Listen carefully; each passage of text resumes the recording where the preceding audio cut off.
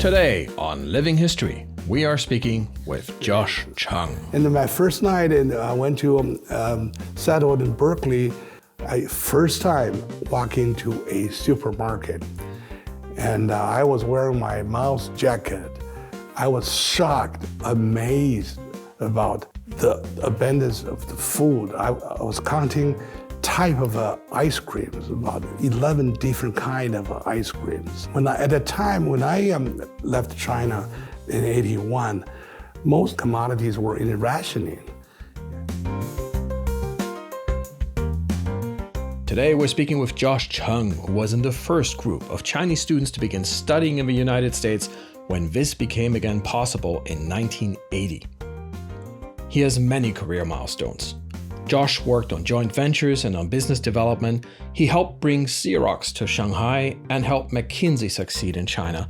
And he worked with legendary CEO Jack Welch of GE in the early days of the outsourcing industry. And today he's the executive director of the Stanford Center at Peking University. We're very pleased to speak with him today. Josh Cheng, welcome. Thank you. So tell me, how did you come to the decision, I want to study abroad? How did you come to hear of that? Well, it's not a decision, it's some sort of influence by a friend. I came to Beijing as a graduate student to the Chinese Academy of Social Science in '79. And so I started in a program, and by chance running a few friends, including a friend I met in Beijing, but later he went to, he's a British fellow. He went to Stanford, so he asked me whether I'll be interested to apply, and he even helped me to get the materials. So by that time, I realized there is perhaps a chance to go abroad, but it was just a sort of a small chance, you know. And how did you find out where to apply, whom to talk to? Well, the friend will refer me to a few schools, and my friend at that time was at Stanford, and he came over with a delegation from Stanford visiting China. He invited me to a dinner, and I was trying to impress with my girlfriend at the time. I brought her to the dinner table to meet with quite a few Stanford professors, visitors, and at that time I speak some English, and so that we was able to carry out a conversation. And then the Stanford professor there obviously was very interested in, and eventually he encouraged me to apply to Stanford as one of the schools. So I did, and I was lucky, and I got in. So. You said in 1980 you had a British friend and you spoke a bit of English. That's very special. How did you guys meet, and how did all that happen? Well, I went to a high school in Beijing, and that high school is attached to Peking University, and that high school had a special program that catering the education for foreign experts kids. And my friend, there's brothers, three brothers. The youngest was in my class, and he was born in Beijing, so we immediately became friends. From the youngest, the brother eventually got to know two older brothers. Eventually came to know their parents. So that how started my international connection. So, but in my life, I never realized, never really dreamed when I was a teenager that I have a chance to go to college or even go to abroad. But 1971, I was working on a farm as an educated youth. As you know, during the Cultural Revolution, a lot of young kids were sent out to the countryside. I was one of them to send out to Heilongjiang province, now far away from the Russian border, on a farm. That was in July, mid-July, I think July 15th. And the political officer, we were working on a soybean field Then the political officer came on a horse. Then it say, hey, listen up. There is a very important notification from Beijing and from the authority that we're gonna have listen to the very important news. So he brought in a Chinese transistor radio, and so we would sit down there. Then at that time, then would listen. There was an announcement that Dr. Kissinger was in Beijing and President Nixon will visit China. And as really the first time that I realized that there is a country called America, that there is something beyond the farm, beyond my current life. I was about 17, going to be 18 at the time, virtually semi-illiterate, just out of elementary school. The Cultural Revolution started, and I spent maybe less than 2 years in the middle school, but did nothing study. And then I sent out the countryside. But at that time, that was really a eye-opener for me. Then that's by early 72 in the winter time. That President Nixon came over. I happened to be in Beijing visiting my mom. And that week, it really completely changed my perspective. I've decided, and I would do something with my life, and not really waste my life in this educate use rule in the farm. So I told my mom I want to do something. And my mom said, well, perhaps you should pick up a book to read something, to study something. So my mom went to college. She said, perhaps you should learn English. So I started from A, B, C. She taught me a little bit from very, very scratch. And then I got some book. So I went back to the farm. From 72, I started learning English, teaching that with my mom's help, by myself virtually, using the very simple textbook, started learning, so that's really how I started. By 79, I passed the national entrance exam to become graduate student. At the time, I was about 27, 26, whatever. And by that time, a graduate student in 26, 27 years old in Beijing, who can speak some English, it's pretty rare, and so it's quite unique. So when the Stanford people came over, they were surprised. Even my English friend, because we always speak in Chinese, so he's been away from China for quite a few years. He came back and said, "Oh, you can speak English, oh, perfect." Then so we started talking. Then they were really, I think, quote unquote, impressed that this young Chinese, 27, 26 years old, can express himself, and with simple but clear languages about what he thinks, So we had a whole conversation in the downtown Beijing Sichuan restaurant. At the time, my objective was trying to impress my girlfriend, but I didn't know that I was impressed with a bunch of Stanford professors. So then that's how I got started to apply. Eventually, I was so lucky to get into Stanford. So then you got the notification that you had been accepted, that you would be going abroad. Tell me about how you felt. Were you nervous? And what was it actually like to meet people abroad?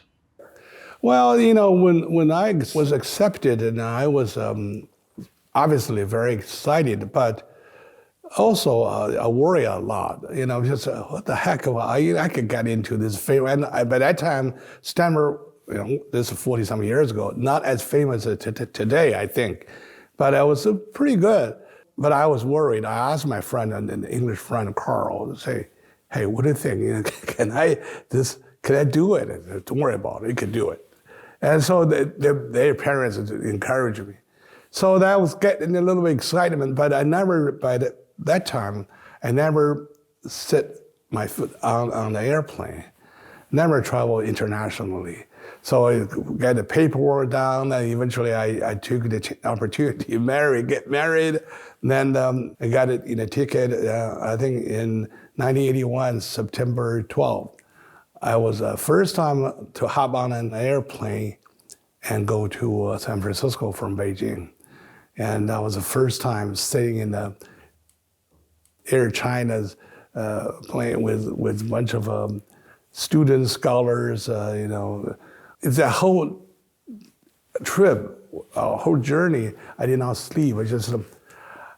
I have no idea what is going to face me and what's going to happen to me. But it is. So go for it. So then that's really the sort of excitement, worry, and something else. Is just the whole thing was.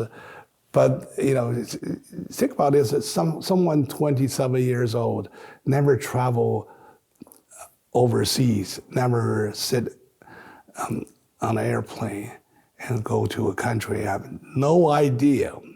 So that was really something.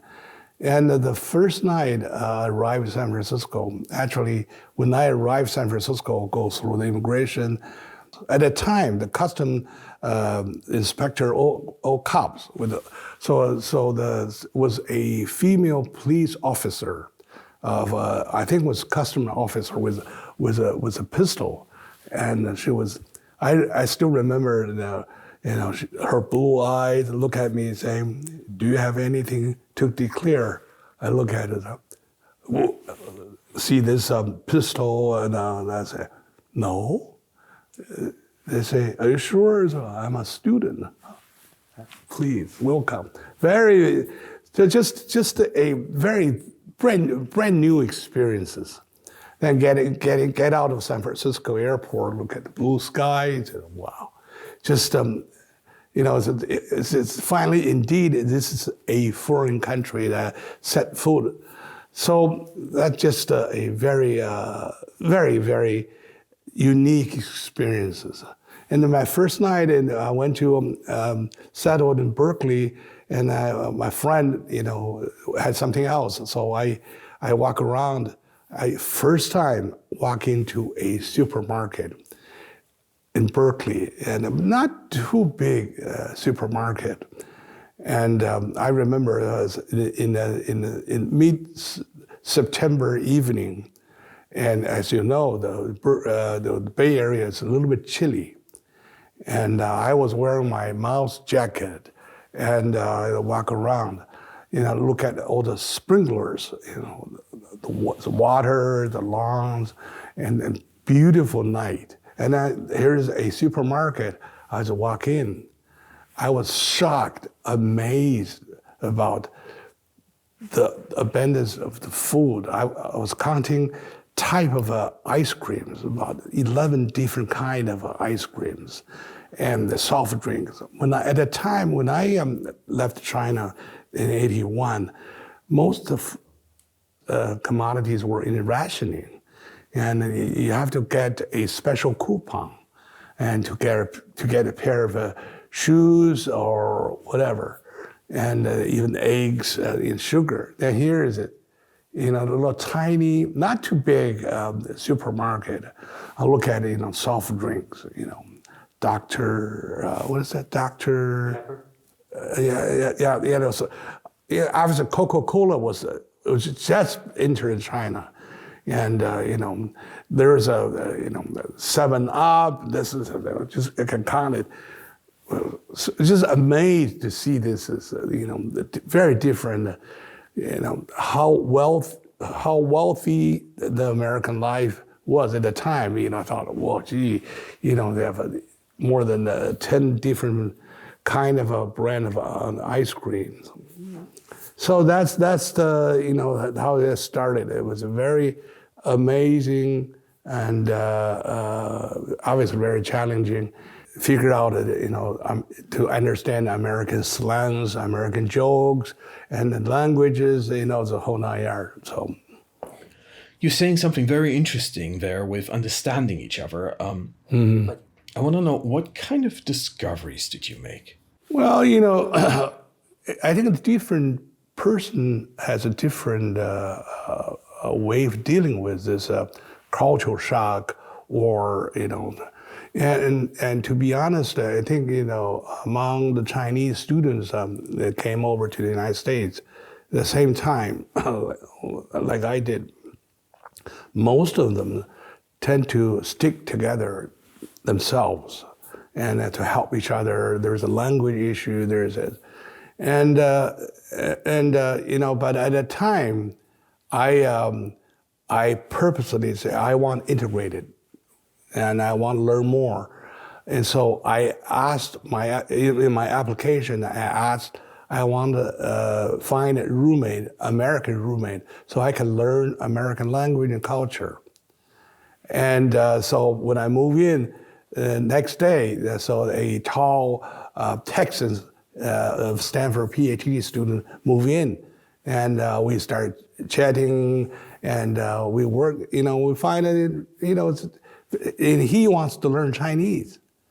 So we start. So we start talking. With really find him very very good. So eventually we figure out a plan that we'll cook dinner. So each one take a one day. So I will do Monday, he will do Tuesday, and by Friday weekend is a free bird.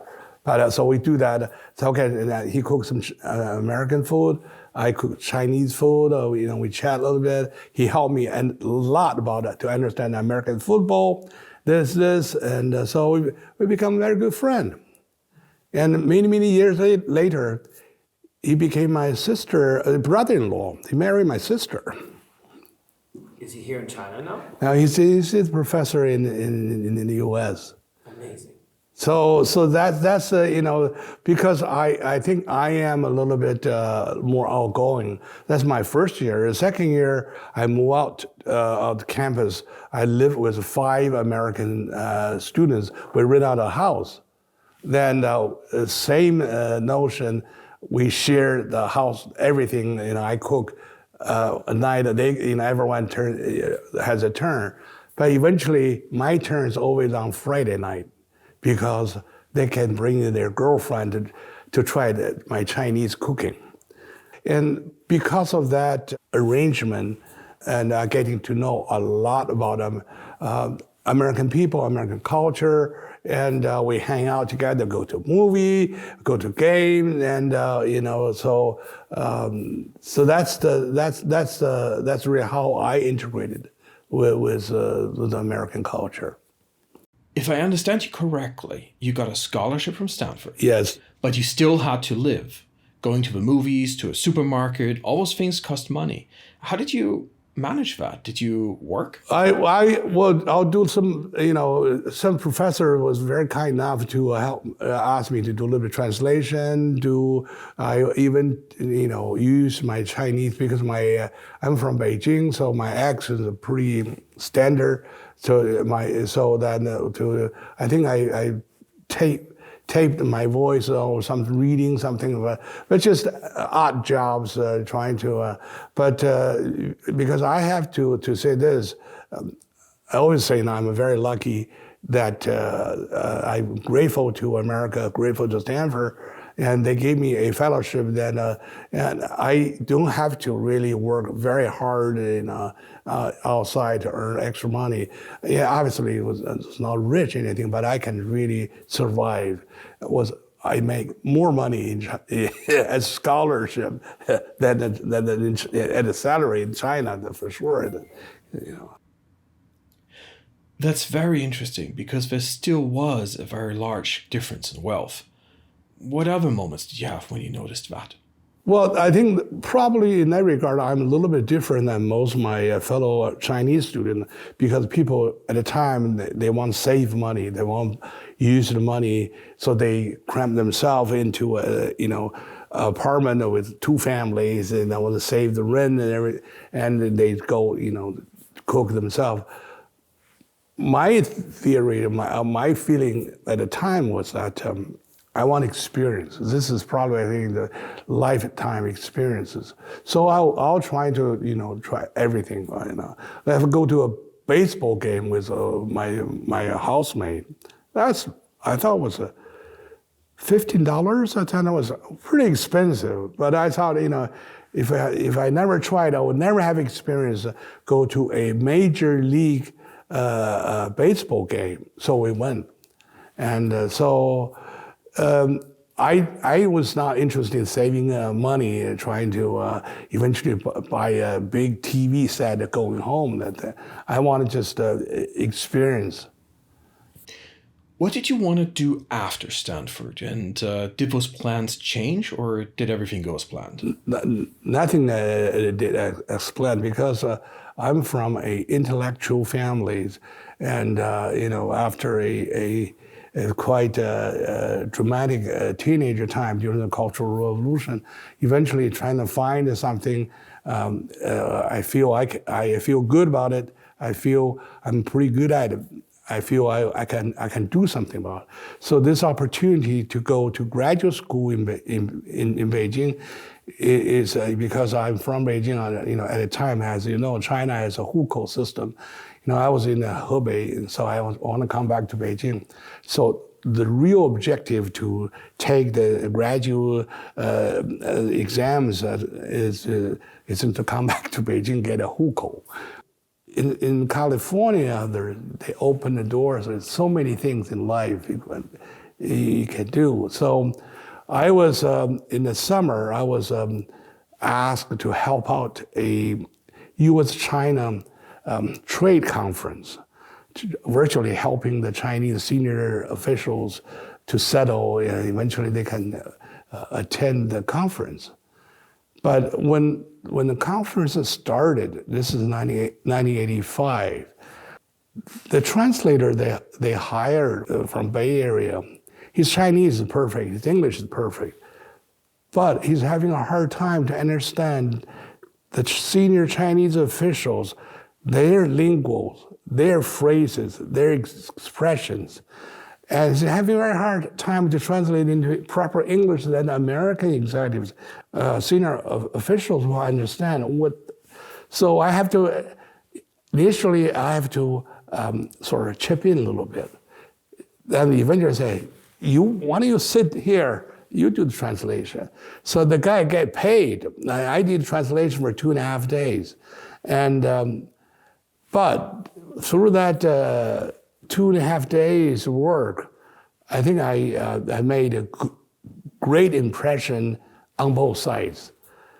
Then, but one of the corporate executive from Xerox, we're cocktails.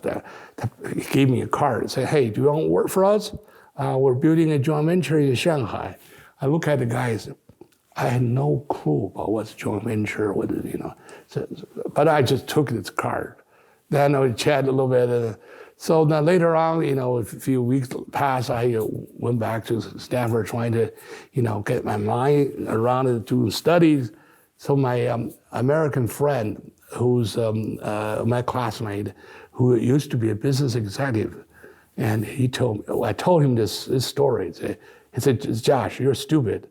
Not too many Americans will get a job offer or interest in you from a senior corporate executives at a big corporation. You should really go for it." And I said, okay. And so my friend coached me a little bit to write a very nice letter, then say, call. So I called Mr. Shapiro. This is Jim Shapiro. He's now mid-80s something. I still have a communication with him. And he said, "Oh, yeah, I remember you. I say I say you say that you might have something for me." And he made a joke and said, "Do you mind to work in sunny Rochester?" I said, "Sure." So he arranged me the following week to travel to Rochester, New York, and interview with his team, and eventually made an offer. I look at the money. Oh, not bad. So I joined the Xerox Corporation. So that's how I started my corporate career just by attending a conference, helping the conference, then eventually land a job, and eventually lead to a very successful corporate career in my life. So, I believe you said they wanted to come to China in 1985. How did that start, and how did you get involved with that? Well, Xerox at the time was about top 50 Fortune companies, very successful in Europe. And Xerox specialties, when they expand, they always form a joint venture in that country, in Brazil, in UK, in anywhere. So they want to replicate the same thing in China. So they are starting negotiating with the people in Shanghai. By the way, at the time, the Shanghai mayor, at the time when they started negotiating, it was Mayor Wang Daohan.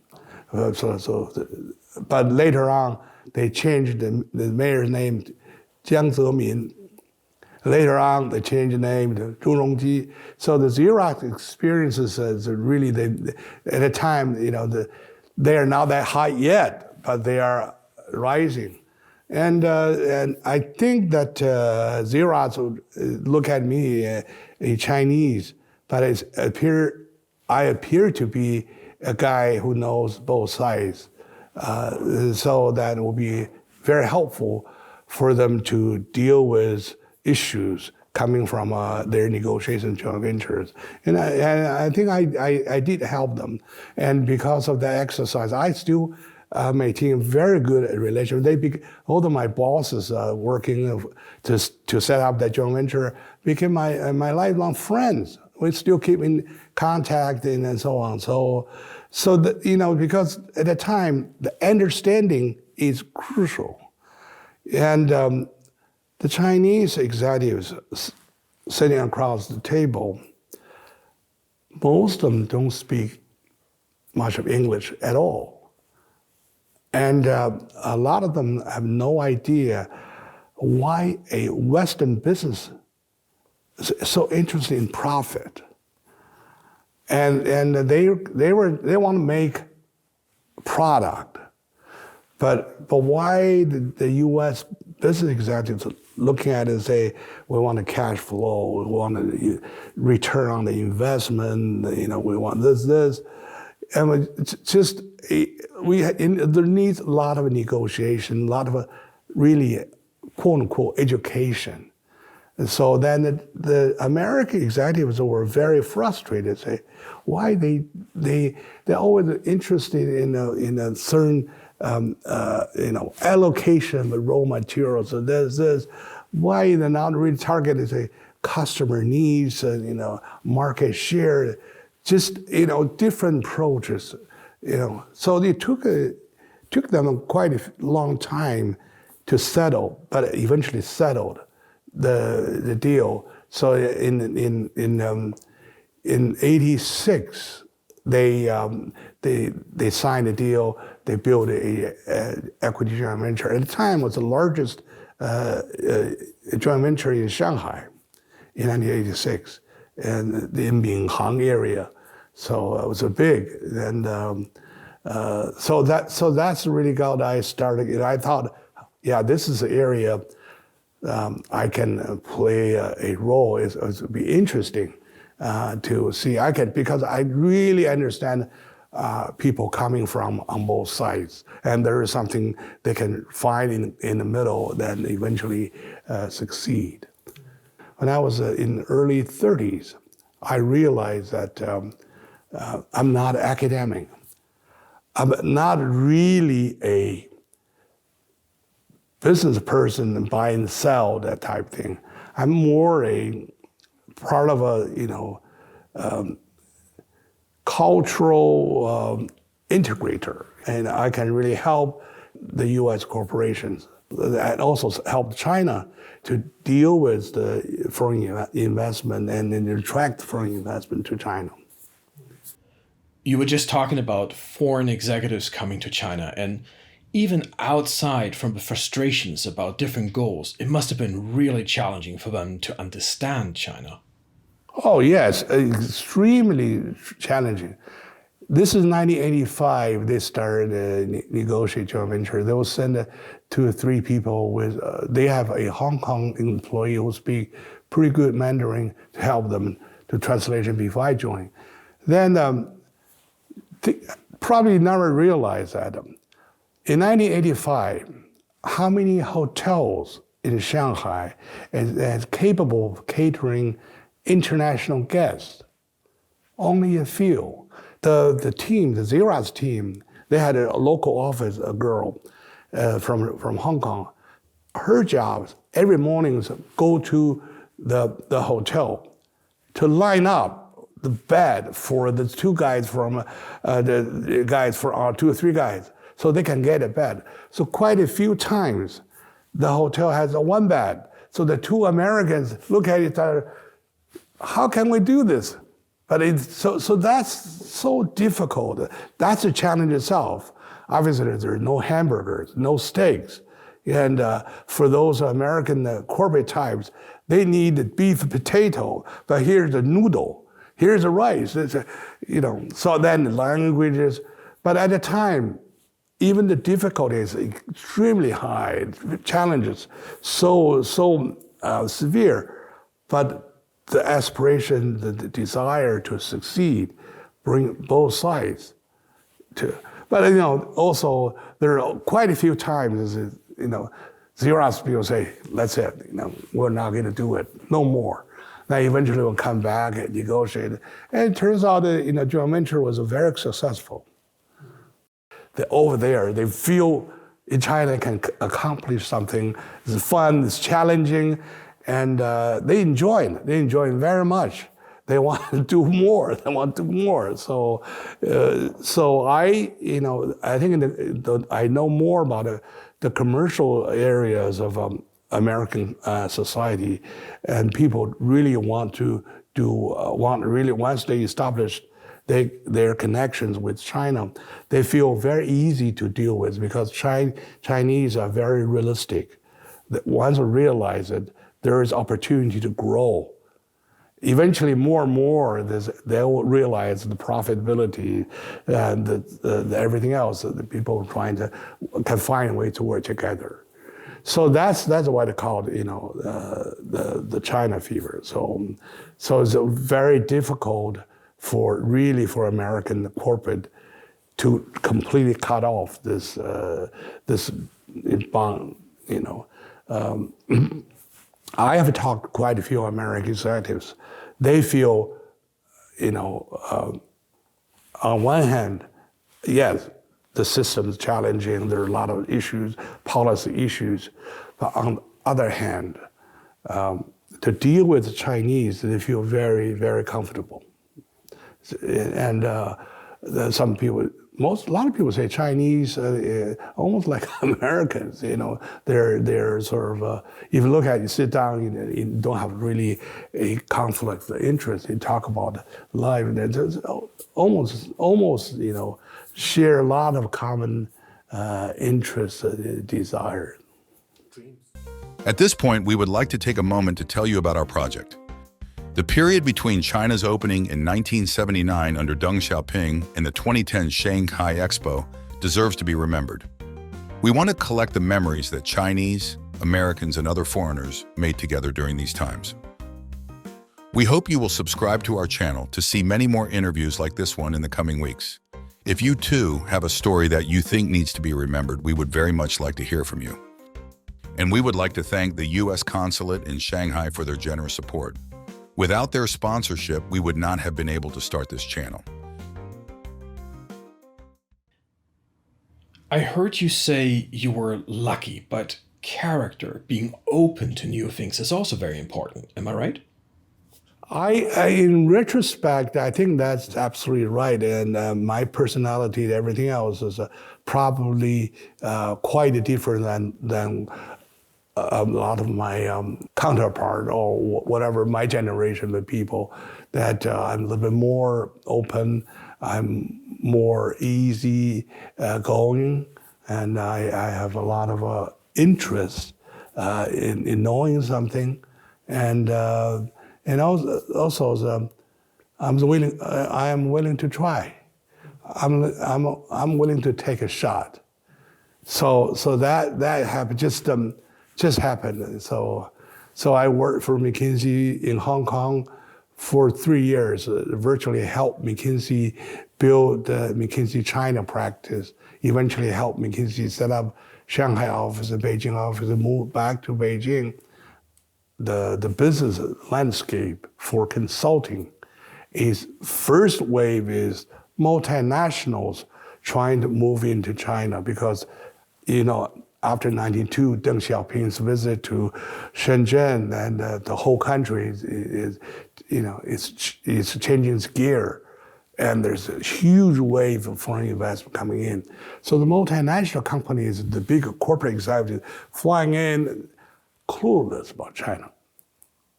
Yeah, the market size, the business practice, the competition, the regulatory framework, the human resources, technology, competence, you name it. They have no clue. So they come to McKinsey trying to help them to formulate what they call the entry strategies. So that McKinsey is pretty good at it. Now, also McKinsey, I think, has a very unique features. They always hire local. It's not really they ship a bunch of Germans, Americans to Shanghai to run the thing. This is what we do in Hamburg and New York. They will hire Chinese youngsters who are well educated and train them. Then they'll speak same language to the Chinese customers, Chinese suppliers. And so that's really the first wave. So that really helped. And at that time, and consultant from New York, from Düsseldorf, will be very helpful because they know their German corporate life, American. And then with the Chinese consultant, they can help them integrate the market realities. They figure out what's the best way to do A, B, C, and what's the challenges, and so on and so forth. So then the second wave is when the economy is growing, the Chinese companies are becoming stronger and bigger. They're facing the issues how to improve our bottom line, how to really run more efficient, how to improve our productivity, and those type things. Then here is classical management consulting services can come in to help. So then how did the whole trend of outsourcing to China get started? How did that happen? Jack Welch came to China about once or a year, maybe twice a year. He's always trying to find opportunities to grow the company, to grow. So the idea is really not from me, it's from my colleague, my former boss, David Wang, who's GE's China president. And we would look at it, around it in India. There is very successful outsourcing thing. And so that really can cut cost. So David and I talked and say, there's opportunity because the GE had at the time a very large Japanese operation. Why don't we use what they at the time called the backroom services concept? Then we move this backroom stuff to China and have a Chinese doing the job to replace those Japanese workers because the salary and the benefit is like that. And you immediately save a bunch of expenses, improved profitability. That's it. So I remember vividly that in Shanghai, we had a special review session with Jack Welch, was at the time the CFO and the two from corporate, and David Mio and another fellow. I did a very, very nice chart on the cost differentials and point out this could potentially be an opportunity for GE to explore. Jack Welch at the time with the blue eye, look at it, people were scared. And but I happen to be a guy. I rarely scare anything. Look at me. Well, yeah, this is what I thought. I presented. Then David and I present to Jack. Jack used his pencils. I think to make a few marks on the thing. Saying, okay, who's going to do it? I knew that he liked the idea, and my job's accomplished. I feel very happy. So I get a job done, and he say, you. So you're going to do it. That was complete out of the blue. I have no idea because I'm not an operation guy, but he said, you're going to do it. Fine. So he went from China, went to Japan to tell them there's outsourcing opportunities there. So then I have to start doing a survey where this outsourcing center should be located in China. I select about 4 or 5 cities. Had a team go around. Eventually, I knew in my heart it should be at Dalian because there are a lot of people speak very good Japanese there. So start hiring people, get trained. So they went very successful, and so that I will at this juncture I will say that I'm one of the first, if not the first, person to start outsourcing cross-border business in China, and so we when I left. There are about more than 1,000, maybe 1,500 employees in the Dalian center.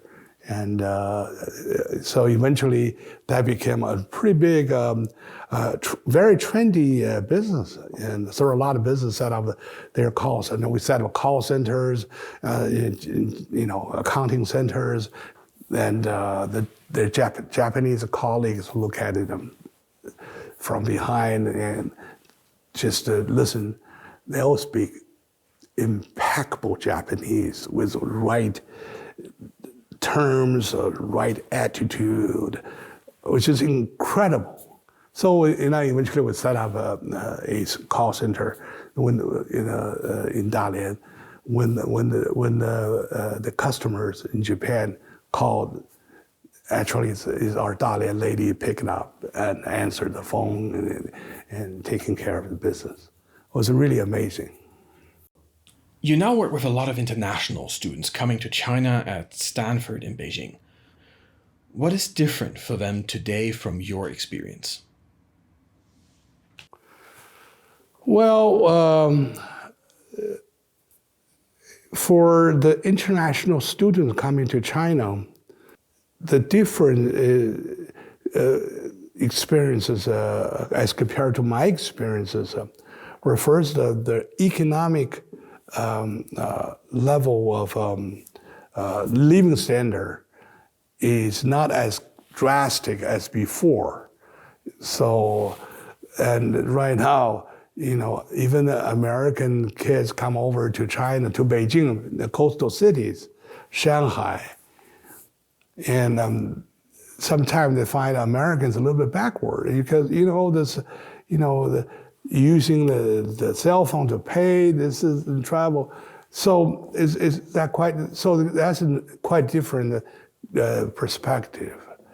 But also, I think right now the challenges is that unfortunately, in the big picture, the relationship of the government and the country are not in a good shape. So therefore, you have to really try to deal with why and how this happened. When I went to the United States, at the time, it was really a honeymoon time that Americans are very curious, very supportive, very helpful. They're really trying to understand China and trying to help us. And but not like today, and people, especially certain people, certain industries, certain government, and becoming a little bit hostile and more challenging, more suspicious.